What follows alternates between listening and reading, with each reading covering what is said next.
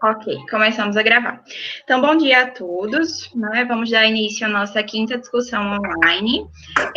Já pedindo desculpa novamente, né, pela mudança das plataformas, mas a gente está em busca da melhor experiência, né, para as nossas discussões online, e a gente acredita que talvez agora a gente tenha encontrado. A gente vai compartilhar só lá no nosso Instagram uma extensão, né, do Google Meet que melhora um pouquinho essa experiência também para que todos possam instalá-la, né, depois. Então, nessa plataforma, eu vou pedir que todos mutem os seus microfones durante a nossa primeira parte, né, de discussão. Eu até consigo mutar o microfone de vocês, mas só vocês conseguem desmutar. Então, é interessante que, numa regra de netiqueta, né, cada um se responsabilize por mutar e desmutar o seu microfone, certo? Quem está no computador, se não está aparecendo agora as opções, né, de mutar e desmutar, é só vocês levarem o mouse até a parte de baixo da tela, vocês clicam e aí reaparecem as opções, certo? De mutar e desmutar os seus microfones. Então, eu peço já de início que todos mutem os microfones. Então, a reunião ela vai funcionar tal qual a gente vem trabalhando nos nossos últimos encontros online. Então, a gente vai iniciar com uma breve explanação, né, teórica sobre o tema. E aí, nessa parte, eu peço que todos mutem os microfones. E aí, depois, a gente vem para a parte mais importante da nossa discussão online, que é a parte da nossa, de fato, do nosso diálogo, né? Então, eu peço que durante essa apresentação inicial vocês anotem as dúvidas, né, curiosidades, podem usar o chat para fazer perguntas também, enfim, para já deixar registrado, mas no final a gente volta para a tela que está com todo mundo e aí a gente vai organizando a discussão de modo que cada um fale por vez. Bem, então eu vou compartilhar a tela para vocês.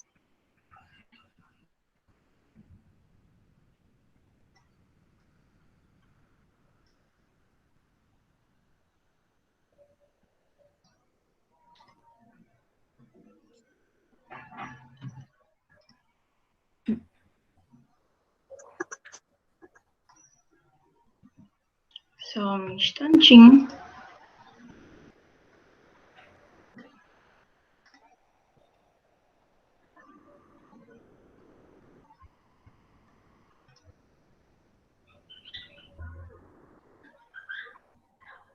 Não está aparecendo aqui meu PowerPoint. Só um instante, gente.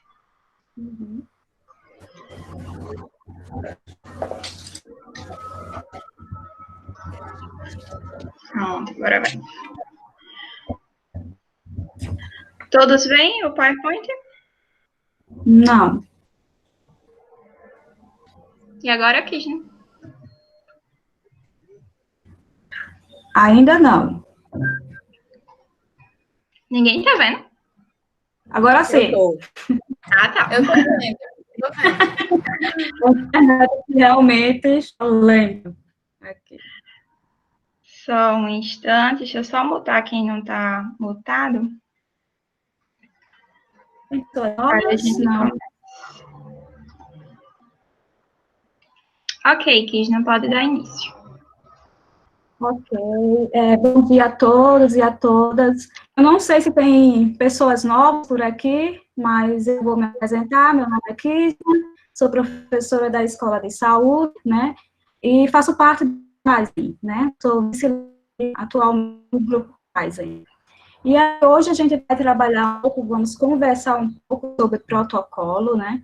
Eu sempre falo para os alunos que o protocolo é um passo quando a gente pensa em pesquisa. Né? Por quê? A gente tem aquela questão que surge, né, aquela inquietação, tentar respondê-la, e eu preciso estruturar um caminho metodológico que terei que utilizar. Então, a gente utiliza para descrever esse caminho metodológico, protocolo, certo? Se tivéssemos em um momento eu faria uma dinâmica com vocês, né? Geralmente, eu trabalho dividindo a turma em 2 grupos, né? Eu entrego 2 quebra-cabeças, sendo que esses pacotes, envelopes de quebra-cabeça tem uma figura, né? Aí eu dou um tempo para os alunos tentarem montar quebra-cabeça e após como é que foi a experiência, como se deu. E aí, geralmente, o grupo que ficou com a imagem, a imagem do quebra-cabeça, ele sempre fala, professora, é mais rápido, todo mundo sabia o que quer, a gente estava trabalhando para algo comum, né? E quando eu pergunto para outro grupo, que não tem imagem, né, eles disseram, professora, difícil, porque cada um pensava que era algo diferente. Então, a gente não conseguia sistematizar. Então, eu faço essa dinâmica porque tem tudo a ver com o que a gente vai conversar agora, certo? Sobre o protocolo. Então, afinal, o que é um protocolo? Pode passar, Pétala. Kisna, deixa eu só te dar uma dica. Desativa a sua câmera, que eu acho que vai ficar melhor sua internet. Que aí a gente fica só com o seu áudio. Aí. Porque tá cortando um pouquinho, sabe? Sim. Você desativa só a câmera. Desativei. Pronto. Pronto? Então, vamos lá. A gente vai trabalhar agora um pouquinho, né, do conceito de protocolo. Então, como está nos slides, protocolo é um documento, é um instrumento, não é nada de outro mundo. Os alunos pensam que, nossa, é algo de outro planeta. Na verdade, é um instrumento que sistematiza o processo de planejamento metodológico. A gente, eu sei que tem muitos aqui da área da saúde, né, que trabalham na assistência, só imaginar os protocolos clínicos, os protocolos assistenciais. Então, tem essa semelhança. Então, sistematiza um processo, certo? Esse protocolo, ele sempre vai ser bem estruturado, vai ter uma estruturação específica. Vocês vão ver mais adiante que, a depender do estudo, ele terá uma estrutura diferente, né? Se eu quero uma revisão, o protocolo vai ter uma estrutura diferente. Vou fazer uma análise de conceito, ele também terá uma estrutura diferente. O protocolo, ele padroniza, né? Isso deixa muito claro. Por quê? Porque estabelece orientações, descrições. Isso, minha gente, é imprescindível quando tem várias pessoas trabalhando, né, para a pesquisa. A gente, pesquisa não se faz só. Então, a gente conta com a equipe, e quando a gente tem protocolo, a gente sabe que todos estão seguindo aquelas recomendações, né, e isso é muito importante. E aí, o protocolo é uma das etapas de planejamento. Vocês vão ver que a gente descreve, né, com muitos detalhes, o que vamos fazer, o caminho que iremos seguir para conseguir determinado objetivo na pesquisa. Então, a etapa principal do planejamento. Então, depois que eu faço o questionamento, depois que eu fico inquieto com uma situação, aí eu penso no protocolo, eu penso no planejamento. Pode passar, Pedro. E aí, eu vou dar para vocês vários motivos, eu acho que eu vou aqui, de certa forma, motivos para uso de protocolos de pesquisa, né? Então, eficaz na identificação de problemas, sim, o protocolo, ele é algo flexível no início, né? Então, a gente começa a pesquisa e começa a perceber algumas necessidades de modificação, a gente faz as modificações e compartilha com a equipe. Então, é possível percebermos problemas nesse sentido. Melhoria na qualidade da pesquisa, isso é evidente, né, porque quando eu sei que uma equipe está utilizando um protocolo para a construção de determinada pesquisa, eu sei que existe um rigor naquele momento, né? Então, os dados coletados serão, sim, de qualidade, né? Então, há uma padronização das informações, segundo o planejamento, como eu já venho falando para vocês, né? Então, é uma das etapas essenciais do planejamento. O protocolo, na verdade, é um produto dessa etapa de planejamento, e a avaliação, né? Então, são os principais motivos, de fato, para a gente utilizar protocolo de pesquisa. Pode passar, tá? E as consequências, né, como eu já venho falando para vocês, é a sistematização das etapas do estudo. Então, vocês vão perceber, Petra vai citar alguns exemplos, que a gente vai encontrar o caminho metodológico do protocolo, ou da pesquisa. Otimiza o processo de avaliação e os dados coletados, né, quando se utiliza o protocolo, eles são mais dignos, né, é possível fazer o processo avaliativo quando estão utilizando o protocolo. Tem um rigor científico, então, todos aqui, alguns professores, pesquisadores, né, eles avaliam alguns artigos, né, emitimos pareceres para algumas revistas, e quando a gente lê um trabalho e percebemos que, na metodologia, os autores descrevem que a gente já tem um outro olhar, porque a gente sabe que teve um rigor metodológico, né? Então, toda a equipe trabalhou com rigor metodológico. Isso é maravilhoso, né? Isso possibilita, inclusive, né, aumenta, digamos assim, a publicação, certo? E um protocolo ante, né, a priori, essa robustez metodológica. E, em síntese, vocês vão perceber, eu sempre falo para os alunos, né? Vamos começar o TCC, o aluno traz a inquietação dele, a gente organiza a questão de pesquisa, fazemos protocolo e eu falo, pode fazer a metodologia, métodos. Aí os alunos, como professor, se eu ainda nem fiz a introdução, por quê? Porque o método, você descreveu o protocolo. Então, gente, o seu protocolo, né, a partir de agora, o protocolo que vocês forem elaborar, nada mais é do que os procedimentos metodológicos. Então, está lá descrito, é só vocês transformarem em texto. Né? O protocolo, ele tem uma estrutura tópicos, mas aí é só transformar em um texto. Então, nada mais é. Protocolo, em síntese, é a estruturação, procedimentos metodológicos de uma coisa, ok?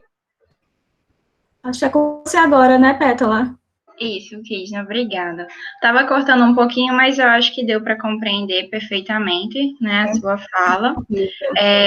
E aí, compreendendo, né, o que é o protocolo de pesquisa, como a professora aqui já muito bem falou, não é nada de outro mundo, mas é um hábito, né, metodológico que é muito importante para que a gente crie, porque, de fato, melhora desde a etapa do nosso planejamento, e isso vai incidir de forma evidente, né, no processo final da escrita do resultado dessa pesquisa. Como o Ki já falou, um protocolo bem feito, você senta em meia hora, você escreve a sua metodologia, é só colocar tudo aquilo que você tinha estruturado, né, no seu protocolo em forma de texto e colocando no passado, porque agora a pesquisa já foi efetivada. Então, a gente vai dar algumas dicas, né, de construção desse protocolo em termos de estrutura, mas desde já eu gostaria de compartilhar com vocês de que não tem uma regra que nos ingesse na construção dos nossos protocolos, certo? Então, ele precisa atingir o objetivo do planejamento metodológico da sua pesquisa. E por esse motivo, é até impossível que a gente ingesse a estrutura do protocolo, porque cada tipo de pesquisa vai trazer peculiaridades, né, específicas àquela tipologia. Mas tem uma estrutura base que a gente vai sugerir para vocês, que ela é a estrutura que não pode faltar, certo? Mas com relação a acréscimos, isso vai de cada tipo de pesquisa, de cada pesquisador, mas basicamente a gente vai dizer o que não pode faltar. Então, a gente dividiu basicamente em 3 etapas para você construir um bom protocolo de pesquisa. Lembrando que o protocolo de pesquisa nada mais é do que um documento do Word que você vai abrir e você vai esquematizar, né, toda a sua pesquisa. Então, a fase de fazer o protocolo de pesquisa é a fase de planejamento. Certo? Então, você pensou em fazer uma pesquisa, você pensou em construir um artigo, você pensou em construir uma tese, uma dissertação, uma monografia, um TCC, um projeto de pesquisa, você pensou em construir, né, planejar uma pesquisa, essa é a etapa de você fazer o seu protocolo, certo? Então, a etapa número 1 é a etapa de qualquer planejamento de pesquisa, foi o que a gente discutiu, né, na nossa 4ª reunião do Kaizen, que é você estruturar a sua consistência interna, né, estruturar os 3 elementos que são alicerce de qualquer processo de pesquisa.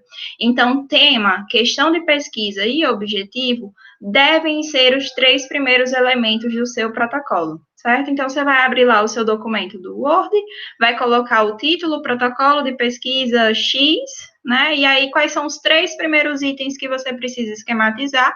Tema, questão de pesquisa e objetivo, certo? Lembrando que questão de pesquisa e objetivo estão aqui nesse slide no singular, mas eles podem se traduzir em mais de uma questão de pesquisa, em mais de um objetivo. Isso vai depender do tipo de pesquisa, certo? Então, esses são os 3 primeiros elementos que você vai colocar no seu protocolo. A partir do momento que você responde a esses 3 elementos, quando a gente está respondendo a pergunta o que eu vou pesquisar, para que eu vou pesquisar, aí a gente chega no coração do protocolo de pesquisa, que é você planejar todos os seus elementos metodológicos. Eu já sei o que você vai pesquisar, para que você vai pesquisar, chegou a hora de você planejar como, né? E esse como, ele precisa ser detalhado, né? Não é em forma de texto, um protocolo ele é construído em forma de tópicos, né? É uma estruturação.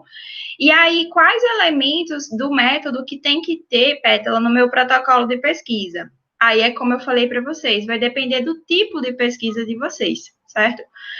Quando eu for passar para os exemplos, eu vou mostrar para vocês que existem alguns tipos de pesquisa que têm alguns referenciais que falam de forma detalhada como tem que ser um protocolo. Por exemplo, os estudos de revisão, né? A gente já fez uma discussão sobre estudos de revisão aqui no Kaizen, e aí a gente mostrou alguns referenciais, e esses referenciais, eles trazem um passo a passo de como o protocolo deve ser feito. Mas, tirando esses tipos de estudo que têm referenciais descrevendo passo a passo como um protocolo deve ser, a dica que a gente dá para vocês é esquematize todos os elementos que são necessários para uma metodologia, certo? E uma boa metodologia, independente do que você esteja escrevendo, seja um projeto, um artigo, um TCC, uma dissertação ou uma tese, independente do nível, né, acadêmico que você está, uma boa metodologia tem que ter esses 6 itens que estão aí no slide, certo? Independente do que você esteja escrevendo, se você esquematizar qual o tipo de pesquisa, onde essa pesquisa vai ser feita, o local, quem vai participar dessa pesquisa, que são os participantes, como ela vai ser coletada, como ela vai ser analisada e quais são os aspectos éticos, com esses 6 elementos, certeza que vocês não vão esquecer de nada de uma boa metodologia, certo? Então, a gente até sugere, né, por vezes, aos alunos que estão num processo inicial de escrita científica, que eles subdividam a metodologia nesses 6 tópicos, né? E o protocolo, ele pode ser subdividido nesses 6 tópicos, porque aí você não vai correr o risco de esquecer nada, certo? E lembrando que esses 6 tópicos, eles servem para pesquisa tanto com pessoas, mas também servem para pesquisas com bibliografia, né? Os tipos de revisão de literatura. Então, por vezes, quando as pessoas leem esse nome participantes, né, eles sempre lembram de seres humanos. Mas na revisão de literatura, quem são os participantes da sua pesquisa? Aí você vai definir, né? Na sua revisão, você vai colocar dissertação, tese, artigo, livro, manual. Esses são os participantes, né? Então, em um estudo de revisão de literatura, os participantes vão ser as próprias pesquisas, certo? E aí, só algumas dicas, né? No tipo de pesquisa, você vai só detalhar qual o tipo mesmo, com relação ao objetivo e à abordagem, né? O local onde que a pesquisa vai ser feita, então, se for uma pesquisa de revisão de literatura, descrever as bases de dados, né, em que você vai pesquisar. Com relação aos participantes, é muito importante descrever critérios de inclusão e exclusão para qualquer tipo de pesquisa, né? E aí a gente até depois pode fazer uma discussão, mas lembrar que critério de exclusão não é antônimo de critério de inclusão, mas eles são elementos que se complementam, certo? E aí a gente precisa deixar isso muito bem claro, o que vai ser incluído nessa pesquisa, o que vai ser excluído e quais são os motivos de exclusão. Dentro de um processo de pesquisa que envolve equipe, eu, né, posso falar para vocês que esse é um dos itens mais importantes, né, que sejam detalhados, para que quando a coleta de dados de fato for acontecer, para que não haja divergência entre inclusão e exclusão entre a equipe da pesquisa. É muito importante que isso seja padronizado, certo? Depois dos participantes, vocês vão descrever os procedimentos de coleta de dados, e aí é um dos elementos que precisa ser detalhado. A gente até utiliza, por vezes, né, os numerais, então a etapa 1 vai ser essa, depois que a gente concluir a etapa 2 vai ser essa. Então, é importante que vocês escrevam as etapas com detalhamento dos instrumentos. Então, aqui é outro elemento que é muito importante ser detalhado, né, no seu protocolo. O quinto elemento são os procedimentos de análise de dados. Aqui já é um tópico bem mais curtinho, né, porque você vai descrever qual referencial você vai utilizar. Então é uma pesquisa quant, eu vou analisar com estatística descritiva? Não, eu vou além, eu vou analisar com estatística inferencial. É uma pesquisa qualitativa, qual referencial você vai utilizar, né? Então é importante que já seja planejado. E o último elemento são os aspectos éticos, né? Que aí aqui vai ser muito mais detalhado para as pesquisas com seres humanos, obviamente, né? Que a gente vai ter a etapa do comitê de ética, mas eu sempre falo, né, para todo mundo, para não esquecer desse sexto elemento da metodologia, mesmo nas pesquisas com bases de dados, né, digamos assim, com dados secundários.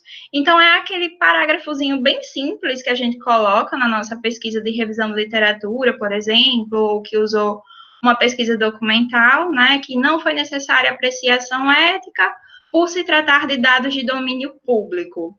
Pode parecer óbvio, mas quando você descreve essa frase, mostra uma preocupação ética, né, com a pesquisa. Então, eu sempre sugiro que, mesmo que a sua pesquisa não envolva seres humanos, que vocês não esqueçam desse sexto tópico, né, para que a gente nunca esqueça que pesquisa, independentemente do tipo, precisa sempre respeitar aspectos éticos, certo? Então, dessa forma, eu acho que fica bem claro que a gente estruturou em forma de tópicos o nosso método, né? A gente planejou como que essa pesquisa será realizada. Então, é importante lembrar que nessa fase aqui, todos os nossos verbos vão estar no futuro, né? A coleta de dados será, o instrumento será, né? Então, tudo vai estar no futuro. E isso daqui estruturado, gente, depois a gente vai passar para a parte do diálogo e as pessoas podem falar, pode parecer uma coisa besta, mas eu acho que o relato de quem já utilizou, né, vai nos falar o quanto que isso, lá no final, lá na escrita do artigo científico, vai facilitar a sua vida, né? Você não vai esquecer de detalhes e você vai escrever a sua metodologia de forma adequada.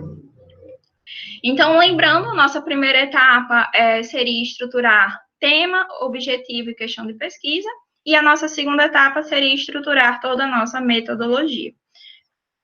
Feito isso, a gente tem o documento estruturado, certo? Então, eu teria concluído, digamos assim, o meu protocolo de pesquisa. Mas a gente faz questão de colocar essa como a terceira etapa para vocês não esquecerem, certo?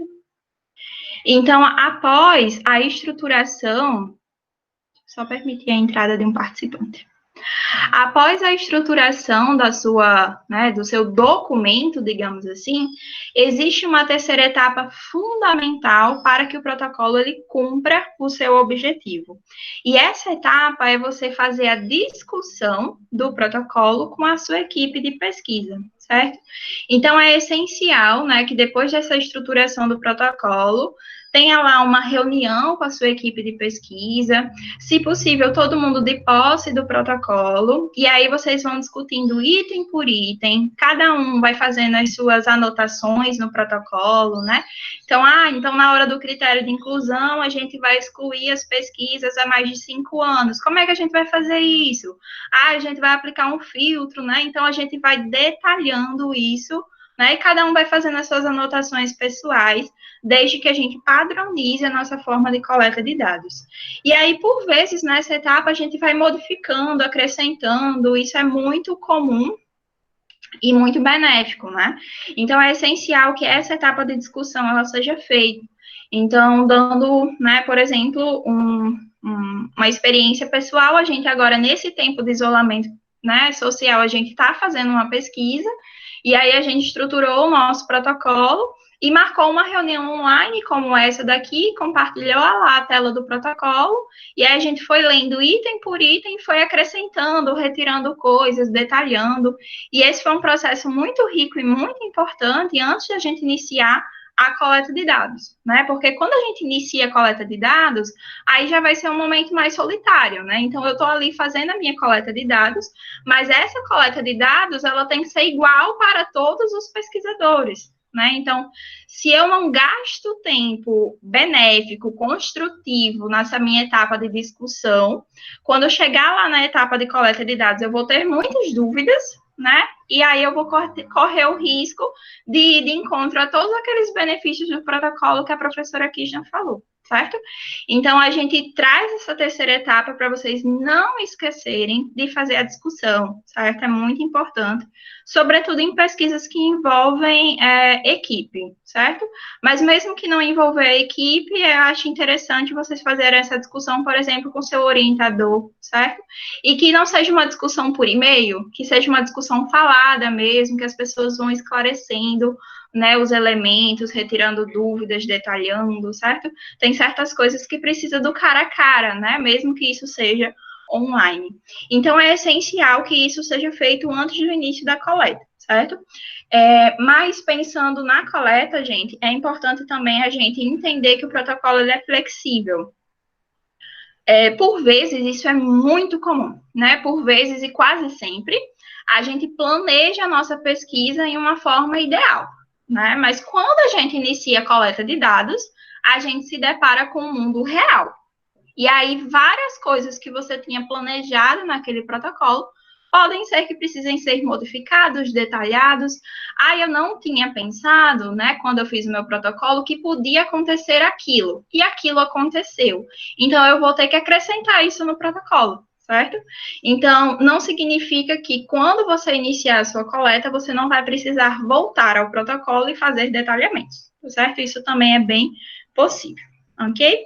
Então, basicamente, essas são as 3 etapas para se fazer um bom protocolo de pesquisa. E aí, por fim, a gente vai dar alguns exemplos só em termos de vocês visualizarem, nem tanto, né, porque está bem pequenininho, mas pelo menos para vocês verem a estrutura, né, do que é esse documento chamado protocolo de pesquisa, para vocês verem que não é uma coisa de outro mundo, certo? Então, a gente coloca aqui 3 exemplos de protocolo de 3 tipos de pesquisa diferentes. O primeiro deles tá pequenininho, né, mas depois a gente pode compartilhar, enfim, é o protocolo de uma scoping review, né, a gente falou na nossa discussão sobre tipos de revisão de literatura sobre a scoping review, e aí a gente falou que é um tipo de revisão que ele é específico do referencial do Joanna Briggs, né, de um instituto específico, e ele é bem detalhado metodologicamente, né, então vocês vão ver que é um protocolo que ele é mais extenso, certo? Então, na sua completude, esse protocolo, ele tinha 4 páginas, certo? Então, vocês veem que é um documento do Word que a gente abriu, e aqueles tópicos que eu falei para vocês, eles estão aqui esquematizados, né? Então, o primeiro tópico é o tipo de estudo, depois vem o objetivo, a população. A Scoping Review, em específico, o manual do JBI sobre como fazer uma Scoping Review traz o detalhamento de como fazer o protocolo, certo? Então, essa estrutura aqui do protocolo que está na tela de vocês, a gente não tirou da nossa cabeça, a gente seguiu o referencial do JBI, certo? Então, essa é a estruturação padronizada de um protocolo de Scoping Review, certo?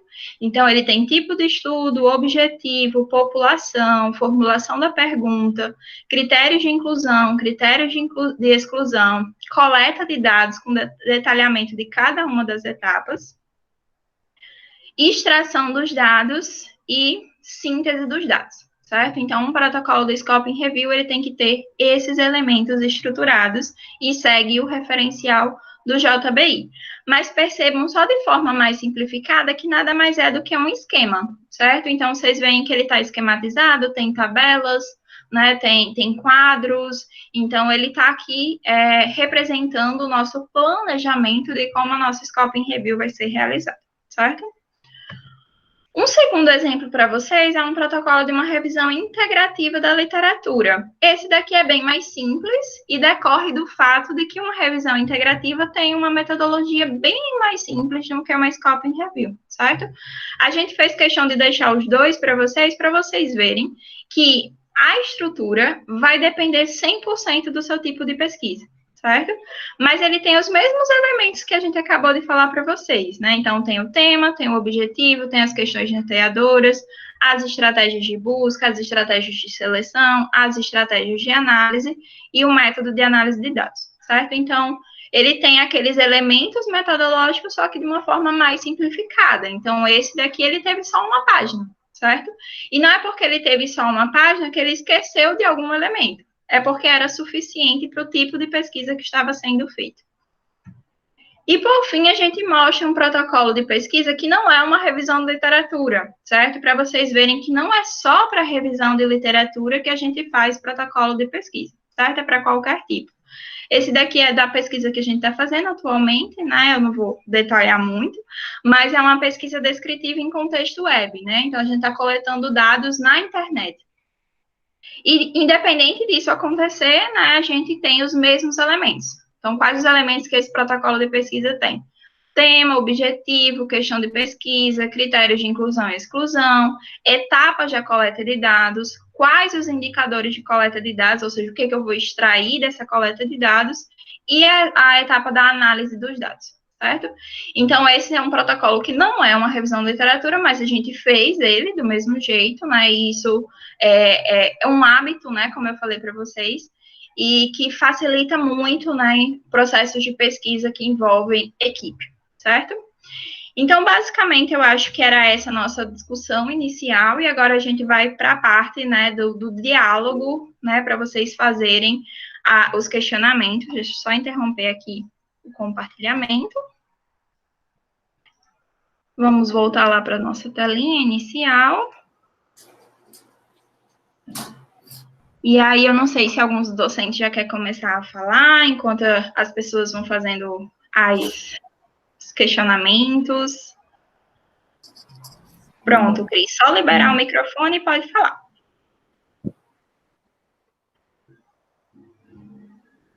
Eu esqueço que é a gente que libera. Bom dia, gente. Só para falar um pouco e resgatar a reunião passada, que a gente tratou da questão da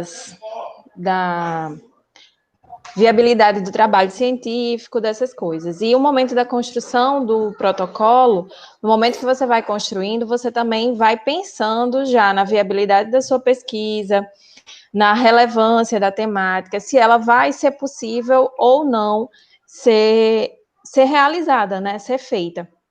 Então, esse momento também é uma parte de reflexão que você vai ter da sua ideia, da sua questão de pesquisa, do que você quer investigar, para ver se ela realmente vai ser viável ou não se concretizar na prática. Só para acrescentar isso. Alguém mais? A Débora, ela fez um questionamento aqui no chat, eu acabei respondendo aqui mesmo, né?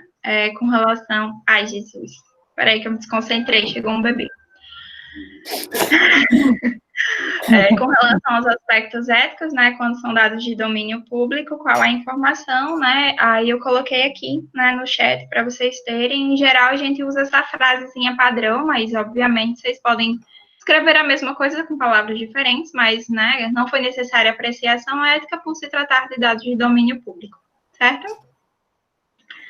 Alguém mais gostaria de colocar alguma coisa? Uma dúvida, curiosidade? Se não quiserem falar, podem usar o chat, fiquem à vontade. Eu tenho uma dúvida. Pode falar, Raíssa. Não, deixa a Luísa falar primeiro, ela estava na frente. Vai, Vilma. Peraí, tá aparecendo o nome Vilma. Vilma. Deu um bug, né? Então, tá aparecendo o nome Luísa. é porque o computador está registrado o nome da minha filha, que é a Luísa, deve ser por isso. Vou ajeitar aqui na lista de frequência, viu? Tá bom. A minha dúvida se trata, quando você tem um estudo de revisão, usando a metodologia do Scoping Review, certo? Existe um protocolo determinado para isso, e você precisa, pelo que eu entendi das leituras que eu fiz, você precisa registrar esse protocolo, né, acho que no Instituto, mas você precisa ser filiado a esse Instituto ou não? Então, não, Vilma. Existe a possibilidade, né, de você ser um pesquisador do JBI, e isso traz toda uma repercussão, né, quase como um casamento, como a gente falou lá na nossa reunião, mas seguir o referencial do JBI é livre para qualquer pesquisador, certo? Então, por isso que o manual ele é público, né, e você pode seguir o passo a passo e até referenciar que você seguiu as recomendações, certo?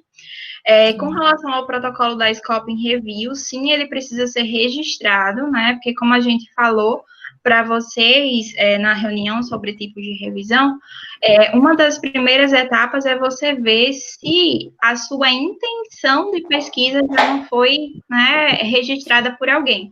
A intenção de pesquisa, ela nada mais é do que o protocolo, né? Então, por isso que eles sugerem o registro já na etapa do planejamento. E aí a gente precisa pesquisar se existem já protocolos sobre o nosso tema, não só revisões prontas. Então, existem sites em que a gente faz esse registro, né?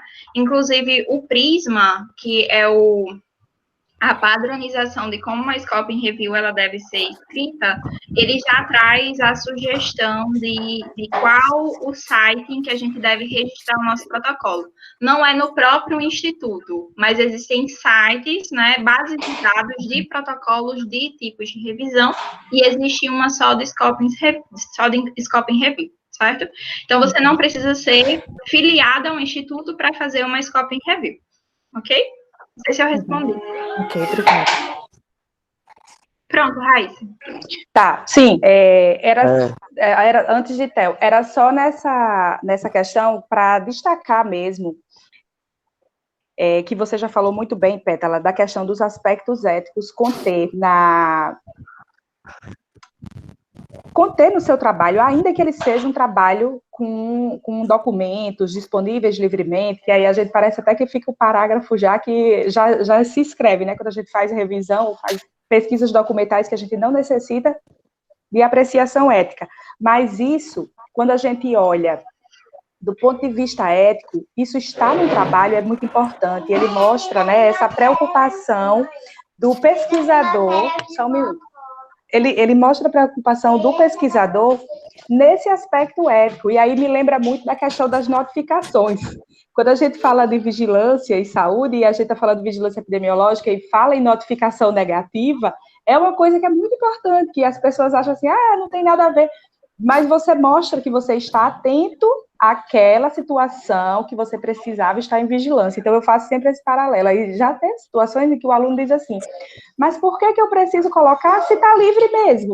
Aí você tem a preocupação, e aí é o que você fala. Alguns periódicos, eles, inclusive, traz isso como uma questão, que se você não colocar, ele não vai aceitar o seu artigo.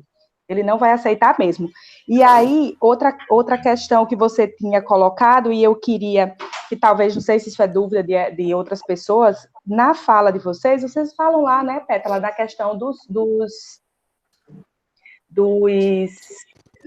6 tópicos que a gente precisa colocar, e um deles você fala que nos procedimentos de coleta a gente precisa destacar tanto as etapas da nossa coleta, quanto os instrumentos que nós vamos utilizar. E aí, os instrumentos, dentro do protocolo, seriam aqueles indicadores de pesquisa que eu vou estar utilizando? Eu posso colocar esses meus indicadores como uma tabela, como uma planilha dentro do meu protocolo? É uma pergunta. Sim. Tá. Com relação aos instrumentos, aí vai depender do tipo de pesquisa, mas em geral, quando a gente não usa um instrumento X, então, por exemplo, eu só lembro do estresse, viu, Cris? Mas é porque é mais fácil de lembrar. Eu acho que é uma pesquisa tão estruturada. Eu vou avaliar o estresse, tem alguns, né, instrumentos validados para avaliação do estresse, por exemplo, né? O instrumento de LIPO, enfim. Oi, Theo. Não, nada não. Eu ia avisar ela que falasse pra Agatha parar de bater aí, porque tava reverberando na casa e aqui. Tá bom. Então, se você for usar algum instrumento validado, aí você só descreve esse instrumento. Mas não, se você for, né, utilizar uma planilha de análise realizada por você. Isso. Né? Então, nesse caso, você vai descrever exatamente, como você disse, os indicadores de coleta. Né? Os indicadores de coleta, eles nada mais são do que os dados que você vai extrair dos seus estudos, certo? Então, eu vou, né, fazer uma revisão de literatura e eu vou extrair o título, o ano, o país, enfim, por aí vai, isso vai depender de cada tipo de estudo, como eu falei para vocês. Então, no caso de você utilizar uma planilha de análise de dados, você descreveria, né, que os dados serão analisados a partir da construção de uma planilha e serão extraídos os seguintes indicadores. Aí a gente sempre sugere que você não apenas descreva o título dos indicadores, digamos assim, mas que você detalhe como que ele vai ser coletado, certo? Então, por exemplo, eu tenho um indicador tipo de estudo, mas para o indicador tipo de estudo, quais as opções que eu vou considerar? Eu vou considerar se é artigo, dissertação ou tese, ou no tipo de estudo eu vou classificar se é pesquisa descritiva, exploratória ou experimental. Então, por vezes, o nome do seu indicador, ele não detalha o que você vai coletar. E nesse caso, para a equipe de pesquisa, isso é péssimo, porque você vai ter uma planilha que cada um vai preencher de um jeito. E isso vai ser um caos no final para você analisar, certo? Então, para os indicadores de coleta, a gente sugere um quadro em que você descreve o indicador e detalha como ele vai ser coletado. E, por vezes, a gente até adiciona uma terceira coluna de onde ele vai ser coletado. Né? Então, o dado tipo de estudo vai ser coletado, extraído da onde? O objetivo você vai extrair da onde? A formação do autor, como é que você vai definir? É a que está definida no artigo ou você vai buscar o currículo Lattes dessa pessoa, certo? Então, o quadro ideal dos indicadores de coleta é composto por 3 colunas. Indicador, detalhamento de quais as opções de coleta e onde ele vai ser coletado, certo? Com essas 3 opções, você padroniza uma coleta de forma, né, adequada. Sou eu. Uma coisa que às vezes as pessoas também perguntam às vezes elas acham que, por exemplo, fazer uma pesquisa e vai pôr o protocolo. Então, o protocolo seria a pesquisa como um todo. Mas lembrando que um protocolo de pesquisa ele pode ser delineado para compor uma fase de uma pesquisa que a gente esteja desenvolvendo, né? Então, às vezes a gente, vamos fazer uma pesquisa e vamos colocar o protocolo daqui da pesquisa e fases dentro da pesquisa a gente às vezes faz de forma aleatória, quando a gente pode desenvolver um protocolo para cada fase daquela pesquisa que a gente vai desenvolver. Se a gente for elaborar um instrumento, se a gente for precisar de conceitos para compor o nosso instrumento e saber o que ele vai realmente medir, o que ele vai trazer para a gente. Então, o protocolo de pesquisa, ele pode ser uma das fases da pesquisa, e às vezes não. É interessante que a gente possa, principalmente se a gente vai fazer trazer um extrato de um conceito, trabalhar um conceito fundo, se a gente vai fazer uma revisão de literatura para a gente não fazer isso, né, de forma aleatória, então a gente pode utilizar um protocolo nesse sentido, para que a gente possa lastrear uma das fases da nossa pesquisa. Interessante que a gente consiga fazer sólida a uma pesquisa maior que a gente vai fazer. Travou? Travou? Travou, agora voltou, tá? Pronto. Engraçado, passou esse tempo todo. Quando eu vou falar, ele começa a travar. Enfim. Sim, e a outra, só, pessoal, só colocando como experiência essa questão da gente analisar em grupo o nosso protocolo de pesquisa. Eu estou com um grupo de 4, eram 4 pessoas no início da pesquisa, com uma pesquisa maior, com um protocolo de pesquisa bem maior, né? Então, para que vocês entendam isso também, a gente consiga colocar isso um pouco na prática, como a Pétala colocou a pesquisa delas, que as meninas estão desenvolvendo, a gente trabalhou com os relatórios de auditoria. Os relatórios de auditoria, enfim, não entrar em detalhamento maior, existe um mundo de relatórios. E aí a gente desenvolveu um protocolo e a gente conversou sobre esse protocolo, mas, por incrível que pareça, ainda alguns detalhes dos indicadores ou categoria, enfim, o variável que a gente tenha, ele não ficou tão claro, e isso prejudicou a nossa coleta. Inclusive, alguns desses trabalhos mostraram bem os resultados. Pétala viu um que o resultado estava bem direitinho, mas teve outro que o resultado não estava legal. Né? E até pelo andamento e pela forma que os coletadores fizeram. Então, foi uma questão em grupo. E aí, agora, a gente não fez a publicação, a gente sentou novamente, reviu o protocolo, quais foram os dados que a gente, quais foram as variáveis, os indicadores que a gente deixou de analisar de forma correta, refizemos como esses indicadores estão estruturados, e aí, se refizeram a coleta, aí a gente parou e disse, vamos ver se de lá para cá não houve atualização na quantidade de relatórios. Atualizou, 7 relatórios. E aí? Tem que fazer tudo de novo. Então, esse tipo de condição leva a gente a essa situação, né? A gente ter que, por alguma coisa que passou, a gente não fez uma análise adequada, a gente ter que refazer, né? E assim, por mais que a gente tenha uma certa vivência de fazer isso, mas isso também pode acontecer com a gente, né?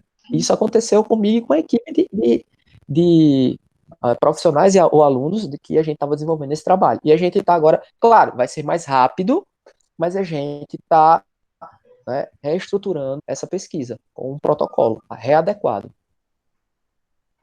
Rayane. Rayane. Só liberar, Rayane, meu microfone. Pronto, tá ouvindo todo mundo direitinho? Oi, gente, saudade de vocês. Bom, é uma questão que eu tenho em relação... eu vou fazer uma revisão integrativa agora e eu tenho uma dúvida em relação ao protocolo de pesquisa. É uma coisa que a gente constrói, mas essa é a minha dúvida. Algumas revistas, de acordo com a publicação que a gente for fazer, ela disponibiliza esse protocolo, tem que ser seguido de acordo com a revista, ou não? Isso é uma coisa que realmente é a gente que constrói. Certo, Rayane. De fato, é vocês que constroem e a sugestão... Só pontuar em relação até... É porque, às vezes, também eu percebo, em relação até a pesquisa que a gente realizou durante a graduação, né? A pesquisa ela é muito mutável. Por mais que a gente faça um protocolo, dizendo como vai ser, a gente também não sabe o que é que a gente vai encontrar de fato dentro do que a gente vai pesquisar. E aí acaba, né? Isso aconteceu com a gente. E uma das variáveis que eu estava pesquisando, que eu imaginei que eu ia achar uma coisa e achei outra, né? E aí a gente, para mudar esse protocolo, enfim, porque eu acredito que isso se dá justamente porque a pesquisa é mutável, né? E aí é por isso que o protocolo deve se atualizando durante a pesquisa. Isso.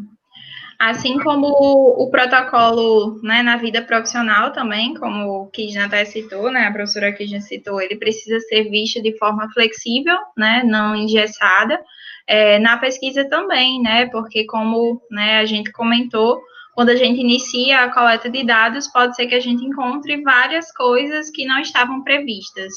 Desde que você acrescente, descreva isso não tem problema nenhum, isso é natural da metodologia científica, certo?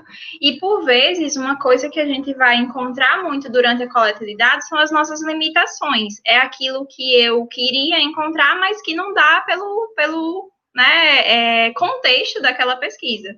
Então, a gente sugere que, nesse momento, vocês também comecem a listar dentro do próprio protocolo as limitações que estão sendo vivenciadas, para que você não esqueça de descrever isso na sua conclusão, né, final. A limitação ela é muito importante de ser descrita.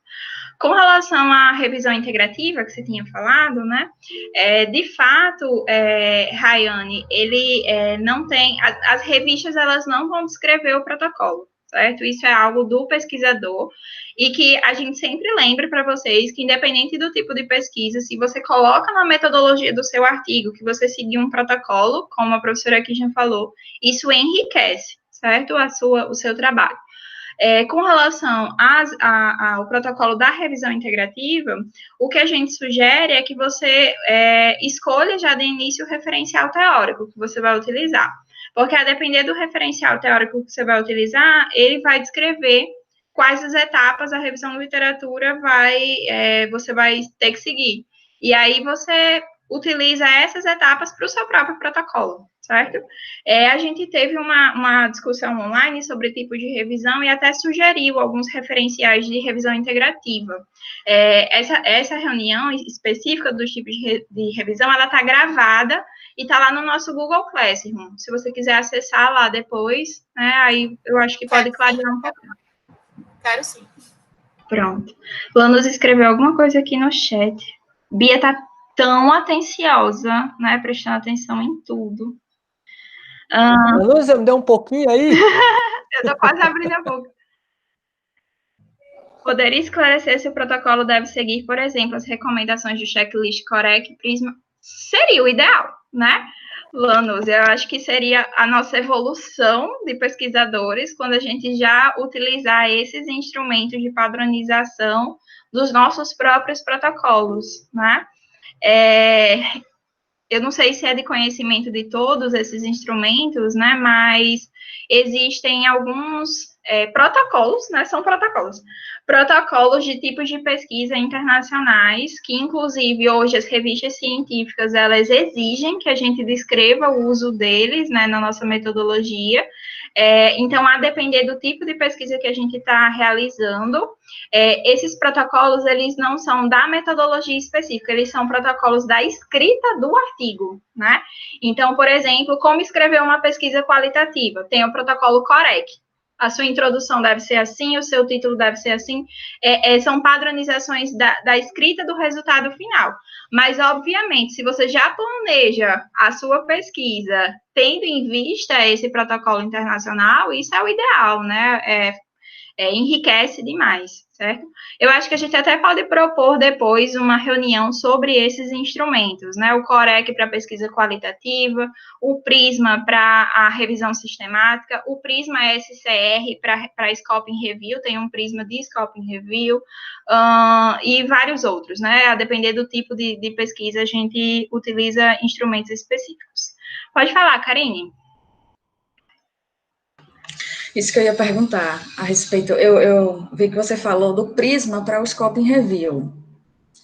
Então, no caso, seria o ideal, eu além de seguir o Prisma, seguir também o protocolo da JBI, caso eu resolva fazer pela JBI. Então, uma coisa não exclui a outra, Karine. O planejamento da sua Scoping Review deve seguir o manual do JBI, certo? O Prisma, o que ele faz é organizar o seu processo de escrita, certo? Então, o Prisma, ele diz que no seu título deve conter Scoping Review, né? No seu resumo, você deve descrever isso, isso e isso. O fluxograma tem que ser apresentado nos resultados, não no método, né? Que é uma grande dúvida que a gente tem. Então, o Prisma, ele dá as orientações do processo de escrita, certo? Mas ele está totalmente convergente com o manual do JBI, eles não se desconversam, certo? Então, quando a gente escreve a metodologia de uma Scoping Review, por exemplo, a gente diz, né, trata-se de uma Scoping Review segundo as recomendações do manual do JBI e apresentada de acordo com as recomendações do Prisma SCR. As duas coisas têm que aparecer na nossa metodologia. Certo, obrigada. Alguém mais? E sim, Lanúzia, Bia e Luca são membros do Kaizen. E Agatha também, né? Porque eles ficam tirando Agatha do vídeo.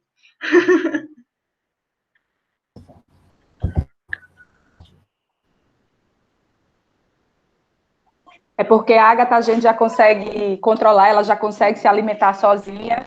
Então, a gente dá uma pipoca-bocos, aí ela está ali do lado, e a gente aqui também. Só para fazer um comentário com relação à pergunta os comentários de Petra com relação aos instrumentos, certo? Com relação ao detalhamento dos indicadores. Por vezes, é necessário a gente incluir aquela tabela que Pela comentou, mais uma coluna, que é o glossário.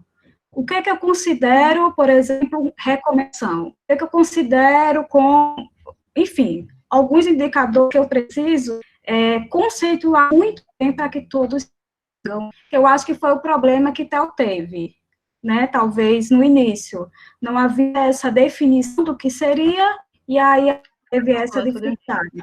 Então, é importante também ter um glossáriozinho dos indicadores, o que a gente considera, né, com relação a indicadores, para complementar essa informação.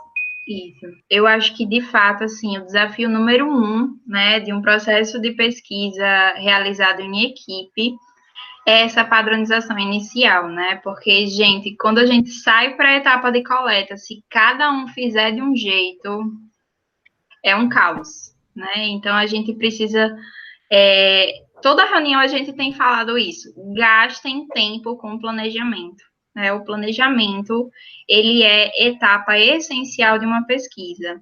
Se com ele a gente não garante que a gente vai alcançar os resultados que a gente quer, imagine sem ele, né? Então, a gente precisa entender que o planejamento de uma pesquisa ela é quase que a etapa, né, zero de qualquer um desses Pétala, e interessante é que quando a gente está pensando isso na perspectiva de um TCC, de alguma coisa, que aqui muitos muitos que são alunos de qualquer um dos níveis de formação, mas quando a gente pensa no TCC, o quanto é importante que esse planejamento ele comece a ser feito lá atrás, porque às vezes a gente pensa só na perspectiva da velocidade, eu quero ir, eu quero fazer, eu quero concluir, só que a velocidade, ela é importante até determinado ponto, se você tiver a direção correta, se você não planeja para ter uma direção correta, você vai ter velocidade para um outro lugar, aí no final vai ser pior, porque você vai ter que retornar e fazer novamente.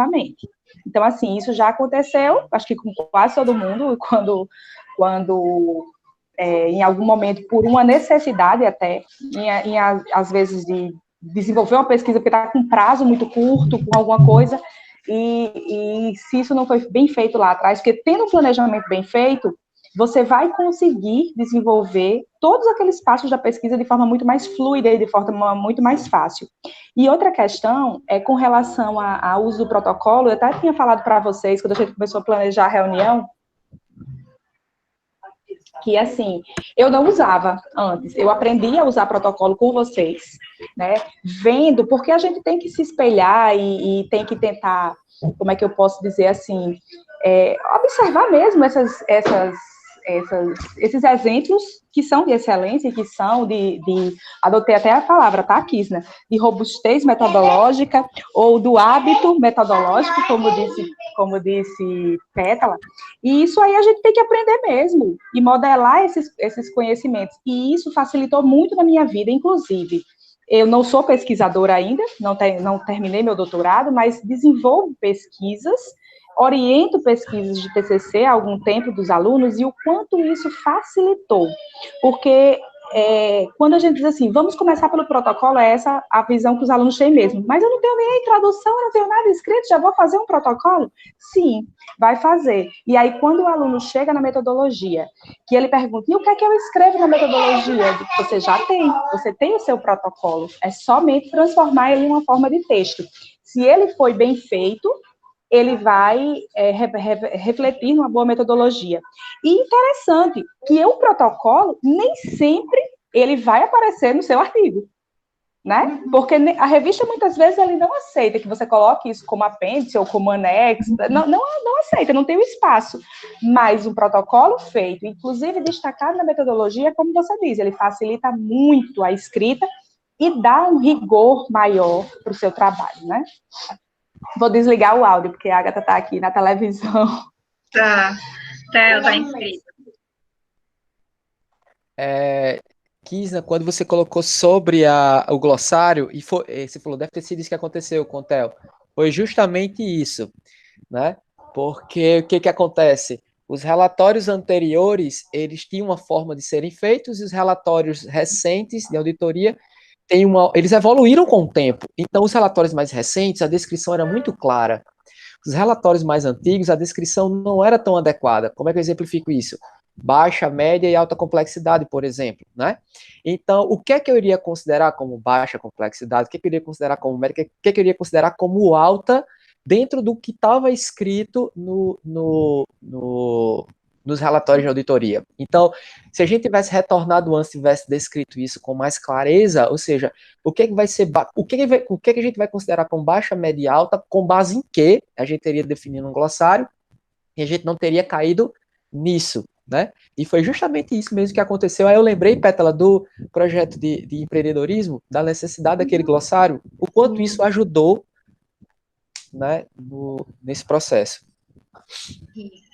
Nesse exemplo que o Theo deu do projeto do empreendedorismo, isso foi até mais desafiador ainda, porque é um projeto multicêntrico que a gente está fazendo em parceria com o IF de Santa Catarina.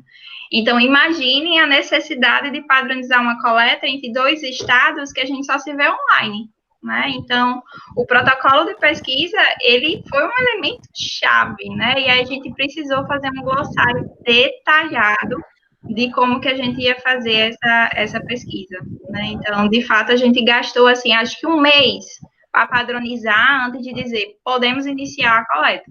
Porque se a gente iniciasse a coleta sem estar padronizado, gente, era retrabalho atrás de retrabalho, né? E aí, por vezes, o principal malefício, né, de não se utilizar um protocolo é você ter problemas com a qualidade dos seus dados.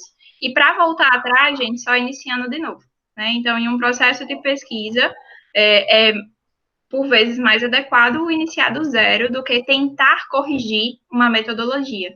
Então, por isso que a gente sempre vai dar essa dica. Gastem tempo planejando, compartilhem esse planejamento com pessoas que já fizeram pesquisas semelhantes, né? O que você acha? Então, lembrem, gente, equipe é uma coisa fundamental quando a gente fala em pesquisa científica, né? Então, não guardem para si, compartilhem como forma de melhorar, né? De você aperfeiçoar antes mesmo da coleta de dados. Eu acho que isso seria, né, uma síntese de tudo que a gente conversou hoje. Alguém mais? Gente, então, eu estou muito feliz que agora eu posso falar, liberem as câmeras para a foto final. Eu senti muita falta disso na nossa última reunião. Eu acho que vocês não estão se vendo, mas depois eu vou compartilhar lá com vocês no Instagram a extensão de utilizar o formato do Zoom no Google Meet. Mas confiem em mim. Liberem as câmeras e vamos fazer o sorriso final para que a gente faça a foto oficial para ir lá para o nosso Instagram. A Alice pode liberar, a Carla... Eita, tem gente ajeitando o cabelo. Isso, se ajeita. Ai, tem mais um bebê, que fofo. Gente, eu não tenho maturidade para bebês, acho que vocês já perceberam. Alice, dá para compartilhar? Valéria, tem como compartilhar a câmera? Estão de pijama ainda? Não tem problema, não. Carla, só um minuto, tudo bem. Grupo. Temos mais um membro. Eu acho que alguém foi Gente, pentear o enquanto cabelo. a Alice... Pronto, Valéria, falta só a Alice, ela pediu um minutinho. Enquanto a Alice volta, só falar para vocês que a próxima sexta-feira, ela é 1º de maio, né? Então, ela é feriado.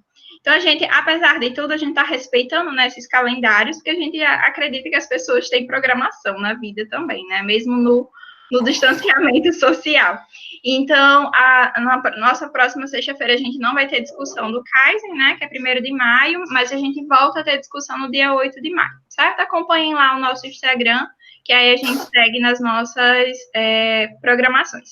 E lembrando que a próxima discussão é aquele último tema que tinha sido votado, né, por vocês, que foi o levantamento em base de dados, certo? Então, no dia 8 de maio, a gente vai discutir como dicas para fazer pesquisa em bases de dados. Então, vamos lá, todos se preparem, sorrisão, olhem para a tela.